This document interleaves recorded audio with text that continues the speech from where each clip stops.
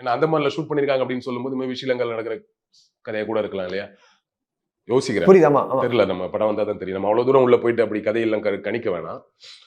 So அவங்க டயலாக இல்ல. Maybe பேச முடியாத பெண்ணா வராங்களா அப்படின்னு தெரியல.